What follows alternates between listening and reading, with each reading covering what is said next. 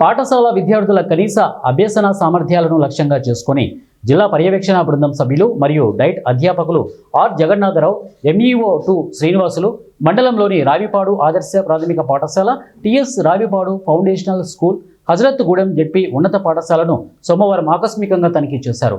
ఈ సందర్భంగా పాఠశాల పరిసరాలు, విద్యార్థుల సంఖ్య, హాజరు, విద్యార్థుల కనీస అభ్యసన సామర్థ్యాలు, బోధనోపకరణాల వినియోగం, ఉపాధ్యాయుల చొరవ, డిజిటల్ బోర్డులు, అలాగే ఫౌండేషన్, లిటరసీ మరియు న్యూమరసీ కార్యక్రమాలు, టీచర్ హ్యాండ్బుక్, మూల్యాంకన పుస్తకాలు, విలువల విద్య, సిలబస్ తదితర అకాడమిక్ అంశాలను సమగ్ర పరిశీలన చేశారు. రేషన్ డీలర్ల సమైక్యతో ఎంఆర్ఓ గారికి మెమోరాండం ఇవ్వడం జరిగింది.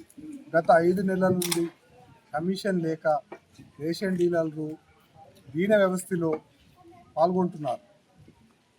రూమ్ కిరాయిలు కట్టడానికి మరియు వాళ్ళ స్కూల్ పిల్లల ఫీజులు కట్టడానికి, మళ్ళీ సెప్టెంబర్ నెలలో రాబోడానికి అమాలి ఖర్చులకు కూడా అమౌంట్ లేక రేషన్ డీలర్లు చాలా బాధపడుతున్నారు.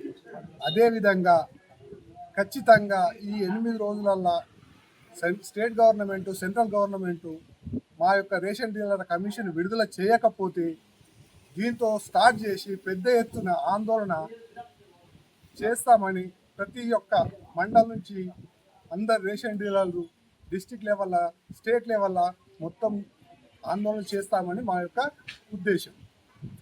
డీలర్ల కమిషన్ కొరకు మేము వెల్దుర్తి మండల డీలర్లు అందరం కలిసి మెమోరాండం తహసీల్దార్ గారికి ఇవ్వడం జరిగింది. మే నెల నుండి ఏప్రిల్, మే, జూన్, జూలై, ఆగస్టు దాకా మా కమిషన్ రాలేదు. సెంట్రల్ గవర్నమెంట్ రాలేదు, స్టేట్ గవర్నమెంట్ రాలేదు. మాకు మళ్ళీ ఇప్పుడు సెప్టెంబర్లో బియ్యం తీసుకోవడానికి అమ్మాలి కూడా డబ్బులు లేవు. మా రూమ్ కిరాయిలు ఇస్తుంది కూడా, రూమ్లో కిరాయి కట్టేందుకు కూడా డబ్బులు లేకుంటున్నాయి. ఇప్పుడు పరిస్థితి దయనీయంగా ఉన్నది. డబ్బులు లేకుంటున్నాయి మా డీలర్లకు.